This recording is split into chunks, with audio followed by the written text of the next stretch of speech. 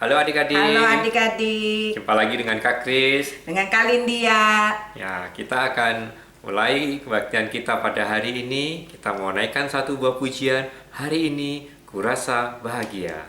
Yuk kita nyanyikan lagi nih ya.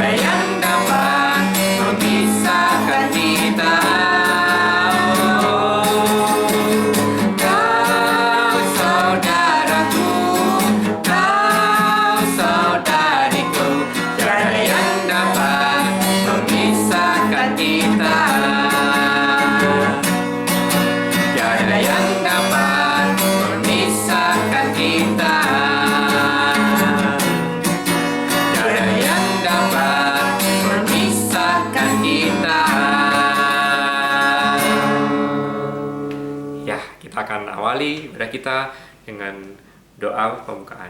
Kita tolong Kak Lindia untuk berdoa. Ya, mari adik-adik kita berdoa bersama-sama untuk mulai ibadah. Puji dan syukur Bapa di dalam surga, kalau kami hari ini boleh beribadah bersama-sama. Terima kasih karena begitu besar kasih-Mu, kami diberikan kesempatan untuk beribadah. Berkati ibadah kami, biar kami semua boleh makin disegarkan karena kasih Tuhan, dengan pujian kepadamu, dengan firman yang boleh kami dengar. Tuhan, pimpin kami satu persatu. Dan kami juga rindu agar teman-teman yang sudah lama tidak beribadah boleh bersama-sama beribadah dengan kami. Terima kasih Tuhan, di dalam nama Tuhan Yesus kami bersyukur. Amin. Amin. Adik-adik, ayat super kita pada hari ini diambil dari Efesus 6 ayat 10. Ya, adik-adik boleh siapkan Alkitabnya, buka dari Efesus 6 ayat 10. Kakak bacakan ya. Efesus 6 ayat 10. Akhirnya, hendaklah kamu kuat di dalam Tuhan, di dalam kekuatan kuasa-Nya. Sekali lagi kakak bacakan. Akhirnya, hendaklah kamu kuat di dalam Tuhan, di dalam kekuatan kuasa-Nya. Ya. Jadi adik-adik ya, sesuai dengan ayat super tadi, Tuhan kita itu adalah Tuhan yang luar biasa adik-adik ya. Tuhan yang penuh dengan kuasa. Ya. Dan Tuhan Allah itu selalu hadir bersama-sama dengan kita. Jadi adik-adik nggak perlu takut, nggak perlu khawatir bahwa ada Tuhan bersama dengan kita, ada Tuhan yang selalu ada di tengah-tengah kita. Yuk adik-adik, kita naikkan satu buah pujian, Tuhan Allah di tengah kita.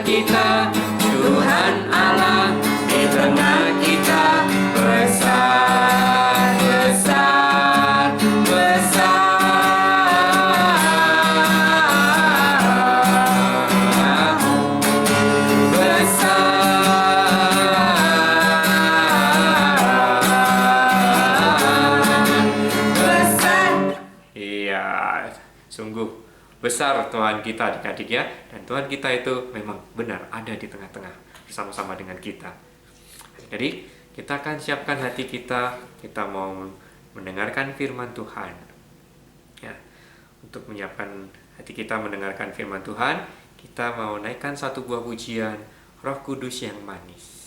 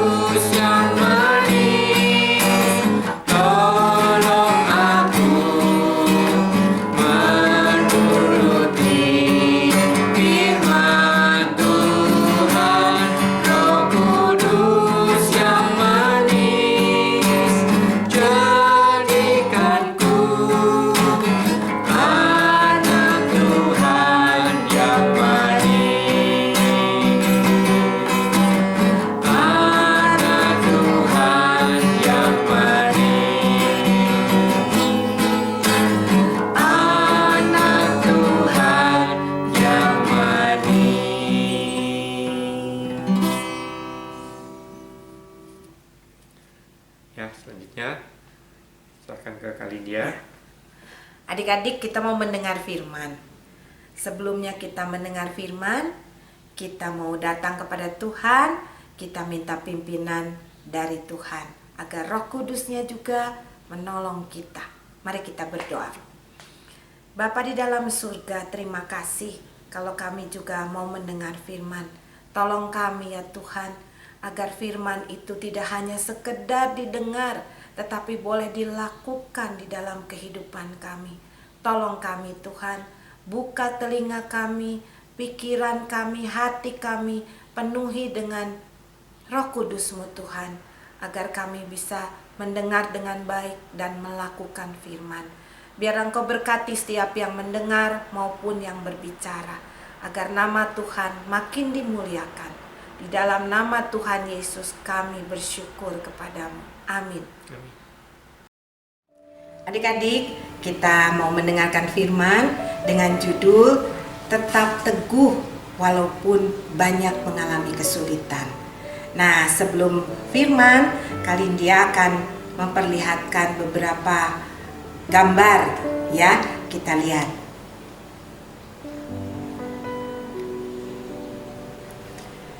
Adik-adik, apa yang kalian lihat?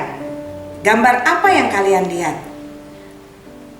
Ya, betul. Ada yang berkata gereja. Tapi ada juga yang salah pasti. Ada yang berkata, wah istana misalnya ya. Nah, bukan adik-adik. Itu adalah gereja di negara Rumania. Nah, gereja-gereja zaman dahulu, abad-abad dulu ya, seperti kastil seperti istana ya, megah, indah ya adik-adik ya. Nah, pertanyaan kali ini dia, bagaimana gereja-gereja itu bisa dibangun, bisa berdiri, bertumbuh? Nah, ternyata adik-adik, gereja-gereja itu bisa dibangun, bertumbuh karena suatu kegiatan, suatu pekerjaan dari penginjilan oleh misionaris. Siapa misionaris itu? Misionaris itu adalah sekumpulan orang atau orang-orang tertentu yang melayani pekabaran Injil. Apakah itu di suatu negara, apakah itu di suatu daerah, datang ke tempat-tempat supaya orang-orang yang belum percaya kepada Tuhan menjadi percaya. Kita mau mendengarkan satu cerita tentang Richard Wurmbrand. Richard Wurmbrand adalah seorang misionaris di negara Rumania. Nah, Rumania pada waktu itu dikuasai oleh negara Uni Soviet yang memiliki paham komunis. Kita tahu kalau komunis itu orang yang tidak memiliki kepercayaan kepada Tuhan, bahkan untuk ibadah tidak bisa. Nah, otomatis di negara-negara komunis itu jarang ada orang yang sudah percaya kepada Tuhan. Richard Wurmbrand memiliki perasaan, memiliki keinginan, kerinduan agar orang lain percaya kepada Tuhan, sehingga ia mengabarkan Injil di negara Rumania ini. Tentunya dia harus menghadapi banyak kesulitan. Karena pengabaran Injil inilah Richard Wurmbrand dianiaya, dipukul, bahkan dia ditangkap, dimasukkan ke dalam penjara hingga 14 tahun. Nah, adik-adik bisa bayangkan ya, bagaimana kalau kita mengabarkan Injil, kabar kesukaan, keselamatan, tapi kita ditentang oleh orang banyak. Sampai satu saat Richard Wurmbrand ini harus masuk penjara. Apa yang dilakukan oleh Richard Wurmbrand sampai dia masuk penjara? Dia memberikan selebaran tentang Injil, lalu dia menyelundupkan, artinya memasukkan Injil itu dengan sembunyi-sembunyi ya ke suatu daerah di Rumania itu. Supaya apa? Supaya orang-orang tahu bahwa ada kabar keselamatan. Sehingga pada suatu saat karena dia diberitahu sudah dianiaya, tidak mempan, ditangkap, dimasukkan ke dalam penjara. Pada tahun 1948 dia masuk ke dalam penjara. Apakah kalau dia masuk ke dalam penjara lalu pekerjaan penginjilannya itu berhenti? Dia jadi putus asa atau dia udah saya nggak mau lagi menginjili karena kapok gitu? Ternyata tidak adik-adik ya. Malah Richard Wurmbrand itu makin bersemangat. Di dalam penjara pun dia terus menginjili. Orang-orang yang sesama napi ya diinjili oleh dia. Tentunya dia juga pasti mendapatkan ancaman-ancaman di dalam penjara itu. Hingga pada tahun 1968 ia baru bisa dikeluarkan dari penjara. Tidak hanya itu loh adik-adik, istrinya pun sendiri harus masuk penjara karena dia juga membantu pekerjaan dari Richard Wurmbrand ini ya. Nah, pada waktu dia keluar dari penjara, Richard Wurmbrand membawa keluarganya untuk pindah dari Rumania. Dia pindah ke Norwegia, lalu ke Inggris dan ke Amerika. Pada tahun 1967 di Amerika itu ia resmi membuka sebuah lembaga ya, lembaga yang disebut The Voice of Martyr ya. Voice itu apa? Suara. Nah, suara martir itu apa? Orang-orang yang percaya kepada Tuhan tapi teraniaya. Jadi dia menolong orang-orang yang dianiaya karena percaya kepada Tuhan. Nah, pekerjaan Richard Wurmbrand ini luar biasa sekali adik-adik. Meskipun dia tahun 2001 sudah meninggal, tapi pekerjaannya ini bisa meluas kemana-mana, bahkan lebih dari 60 negara. Dan sampai saat ini pekerjaan Richard Wurmbrand ini memberikan dampak yang luar biasa. Makin banyak orang yang percaya kepada Tuhan. Adik-adik, kita melihat bagaimana pekerjaan Richard Wurmbrand ini luar biasa sekali.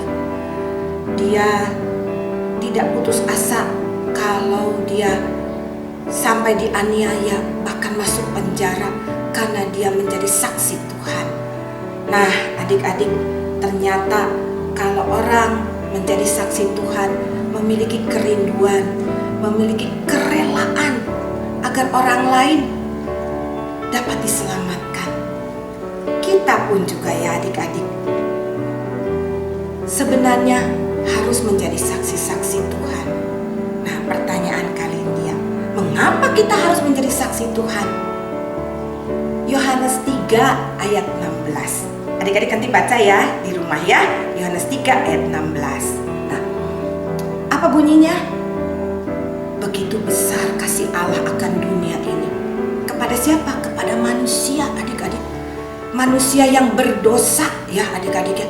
Tapi Allah begitu mengasihi sehingga ia memberikan anaknya yang tunggal, anak satu-satunya, supaya kita yang percaya kepadanya tidak binasa, tapi beroleh hidup yang kekal. Jadi karena Allah itu mengasihi dunia sehingga ia mengirim Tuhan Yesus datang ke dunia, memberitakan akan kabar kesukaan keselamatan, supaya yang percaya kepada Tuhan Yesus selamat. Tapi Tuhan Yesus harus kembali kepada Bapa di surga. Dia naik ke surga. Nah, pada waktu itu tidak ada Tuhan Yesus ya kalau Tuhan Yesus naik ke surga. Tapi Tuhan Yesus pada waktu naik ke surga, ia berpesan. Di dalam Matius 28 ayat 19. Tuhan Yesus berkata apa? Kepada murid-muridnya berpesan, pergilah dan jadikanlah semua bangsa itu muridku. Nah, sekarang yang disebut murid Tuhan Yesus itu cuman Petrus, Yohanes, atau Yakobus, atau teman-temannya itu aja? Tidak adik-adik. Ternyata murid-murid Tuhan Yesus itu juga kita semua. Adik-adik, kalian dia adalah murid Tuhan Yesus semua. Nah, karena itu kita juga mendapat perintah yang sama seperti murid-murid Tuhan Yesus. Pergilah dan jadikanlah semua bangsa itu muridku. Sekarang apakah kita juga harus pergi seperti murid-murid Tuhan Yesus ke mana-mana tempat, atau seperti Richard Wurmbrand menjadi misionaris atau menjadi pendeta? Tidak adik-adik. Kita menjadi saksi Tuhan itu bisa kita lakukan di mana saja. Kalau gitu gimana caranya ya kalian dia? Kalau kita mau menjadi saksi Tuhan di mana saja, kita bisa pakai perkataan kita, kita bisa pakai perbuatan kita, kita bisa pakai juga tingkah laku kita, bahkan pikiran kita bisa kita pakai untuk kemuliaan Tuhan. Kita bisa memakai perkataan yang penuh kasih, penuh dengan pengertian kepada orang-orang yang mungkin lagi sakit hati, lagi kesel ya. Terus tingkah laku kita, bagaimana tingkah laku kita memperlakukan misalkan pembantu kita di rumah atau kepada orang tua kita dengan baik. Nah, itu kesaksian. Jadi kesaksian itu tidak harus kita pergi kemana-mana. Kita bisa lakuin di rumah, bisa kita lakuin di sekolah, atau juga kita bisa lakukan di mana kita berada, ya. Nah, sekarang kalian ya, kan itu Richard Wurmbrand kalau menjadi saksi Tuhan, dia dianiaya, bahkan dia masuk penjara. Nah, gimana kalau kita juga menghadapi seperti itu? Adik-adik, kita baca ya.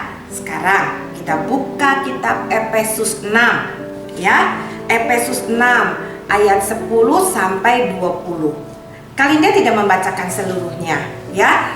Jadi nanti Kalindia harap adik-adik baca seluruhnya Efesus 6 ayat 10 sampai 20. Tapi Kalindia akan membacakan beberapa ayat dan kemudian Kalindia juga akan menerangkan sebagian ya. Nah, Kalindia membacakan ayat 10 yang menjadi ayat emas kita hari ini ya. Efesus 6 ayat 10. Akhirnya hendaklah kamu kuat di dalam Tuhan. Tuhan sudah berpesan ya, kuat di dalam Tuhan, tidak putus asa, kuat seperti Richard Wurmbrand ya, di dalam kekuatan kuasanya.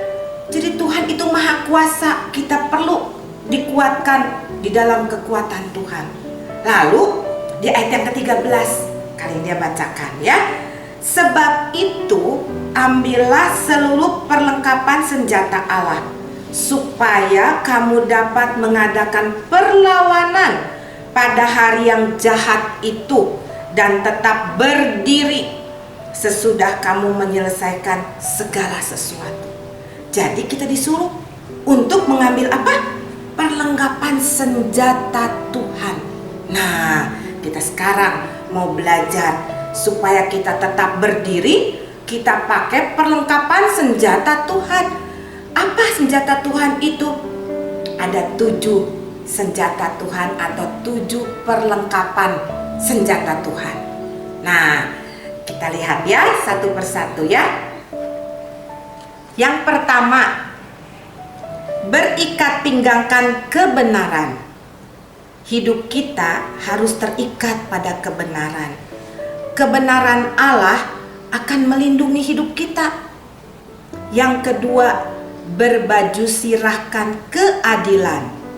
Baju sirah tentara itu ya dipakai untuk melindungi leher, jantung, paru-paru dari tentara. Begitu pula kalau kita memakai keadilan akan melindungi kehidupan kita.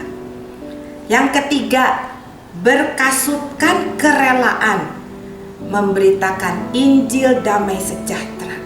Artinya kita memiliki kerelaan, kerinduan agar orang lain juga percaya dan mengikut Tuhan. Yang keempat, perisai iman. Perisai itu dipakai oleh seorang prajurit untuk menangkis ya, menangkis dari segala senjata-senjata dari musuh ya. Nah, perisai ini biasanya dibuat dari kayu berbentuk persegi panjang yang terbungkus dari kain tebal atau kulit binatang. Nah, sebelum berperang, prajurit akan merendam perisai itu di dalam air. Buat apa?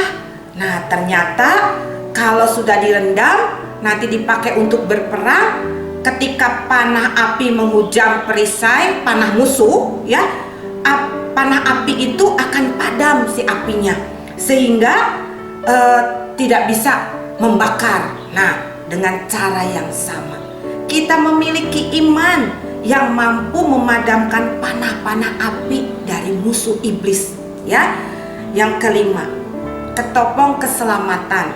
Ketopong adalah pelindung kepala.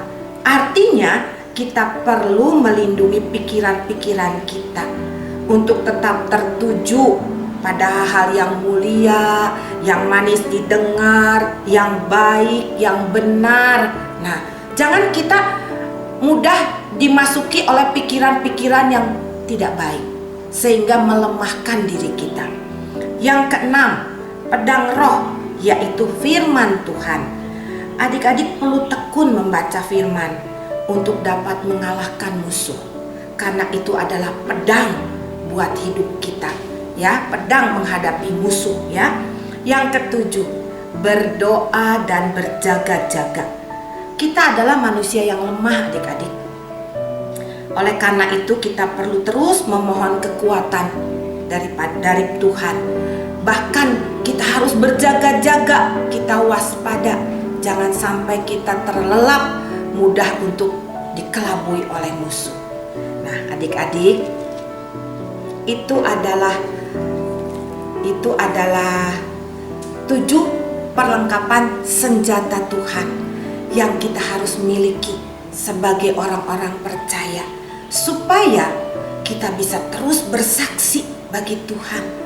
Karena kita bersaksi adalah perintah Tuhan, ya, yang dapat kita lakukan sehingga kita tetap berdiri meskipun kita menghadapi banyak kesulitan pada waktu kita bersaksi. Kalindia harap kita semua, Kalindia juga adik-adik, kita dapat terus bersaksi untuk membawa jiwa-jiwa kepada Tuhan, dan kita tetap menggunakan perlengkapan senjata Tuhan sehingga kita dapat bersaksi dengan baik dan kita tetap teguh berdiri menjadi anak-anak Tuhan. Demikian firman Tuhan buat kita semua. Kiranya Tuhan memberkati adik-adik semua, dan Tuhan juga tetap memberi kekuatan buat kita untuk terus bersaksi. Amin. Nah, adik-adik ada yang punya pengalaman pernah bersaksi, pernah menceritakan kebaikan Tuhan, entah kepada teman, kepada saudara, sepupu, ataupun kepada orang tua? Ya, kalau ada, hebat, ya, luar biasa, ya. Berarti adik-adik apa kali dia ya? Punya kerinduan, punya kerelaan supaya orang lain juga mendengar firman Tuhan, bahkan diselamatkan menjadi pengikut Kristus. Ya, jadi kakak mau sampaikan satu buah kata itu, setia.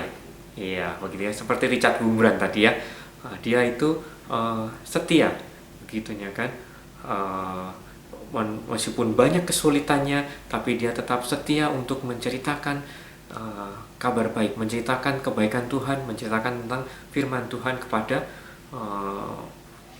semua orang, begitu. Meskipun sulit ya, iya. Harus dianiaya, masuk penjara, iya. ya. Nggak hanya Richard Wurmbrand ya, istrinya juga, iya. Terus kemudian anaknya juga sampai jadi apa? Terlantar. Tunawisma, begitu, Iya. Terlantar karena orang tuanya di penjara, adik-adik, Iya. begitu. Ya, nah, kakak mau ajak kalian nyanyikan satu buah lagu, Setia-setialah, ya, karena pada Tuhan yang sudah mau mengorbankan anaknya untuk menebus dosa kita, ya, tak lain tak bukan respon dari kita adalah setia kepada Tuhan. Ya, yuk kita nyanyikan lagu ini, Setia-setialah.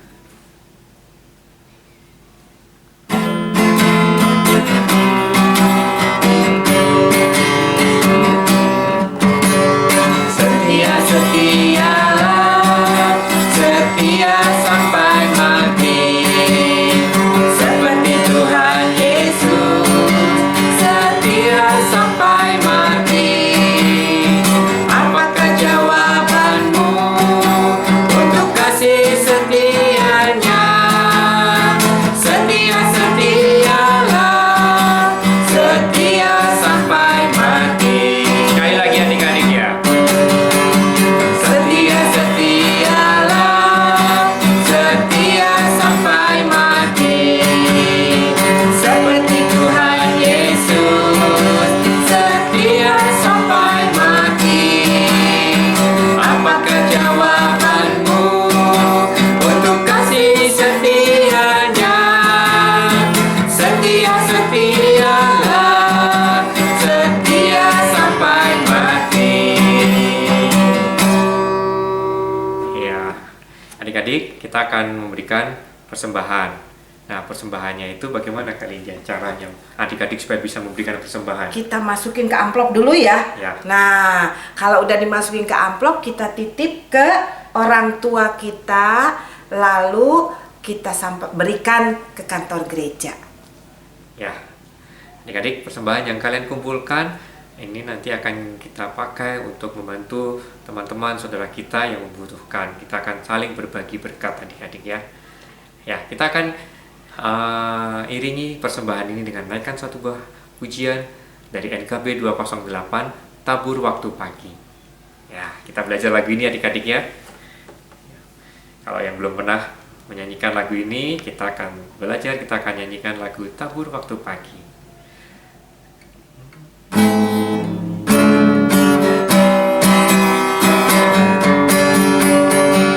Tabur kasih, tabur waktu siang terus sampai senja. Nantikan tuayan pada musim panen, kita akan bersuka bawa berkasnya. Bawa berkasnya masuk lumbungnya, kita akan bersuka bawa berkasnya. Bawa berkasnya masuk lumbungnya, kita akan bersuka bawa berkasnya. Di terik sang surya, di kelambayan awan, kita pun menabur, riang bekerja. Nanti panen tiba, tugas akan usai, kita akan bersuka bawa berkasnya. Bawa berkasnya masuk lumbungnya, kita akan bersuka bawa berkasnya. Bawa berkasnya masuk lumbungnya, kita akan bersuka bawa berkasnya.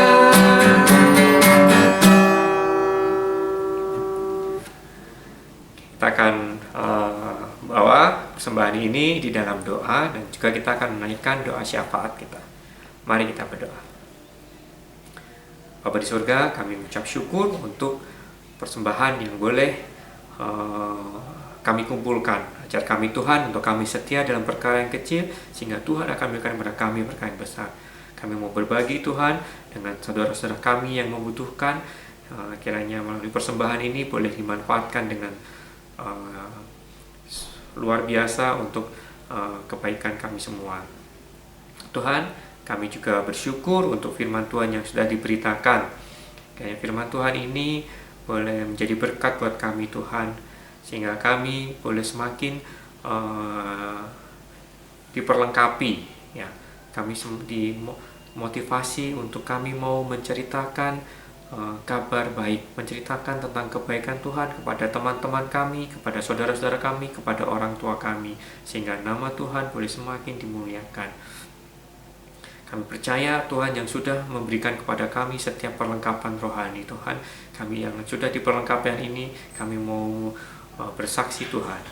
Tuhan Yesus, saat ini kami juga mau berdoa untuk adik-adik yang sedang menghadapi PAT, ujian akhir semester. Kiranya kami semua di sini boleh menyiapkannya dengan sungguh-sungguh, dengan takut akan Tuhan, dan pada waktunya nanti kami belum mendapatkan hasil yang memuaskan.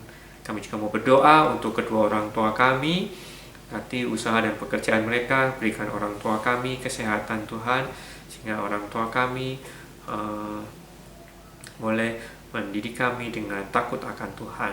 Kami juga rindu Tuhan untuk kami boleh bertemu muka dengan muka. Kami berdoa supaya pandemi ini boleh segera berakhir, sehingga pada waktunya nanti kami boleh kembali beribadah bersama-sama di gereja. Terima kasih Tuhan, kami naikkan doa kami ini ke dalam tangan-Mu. Di dalam nama Tuhan Yesus kami sudah berdoa dan mengucap syukur. Amin. Amin. Adik-adik, kakak undang adik-adik untuk bangkit berdiri. Kita akan menerima berkat dan pengutusan. Kita naikkan satu buah pujian, terima kasih Tuhan.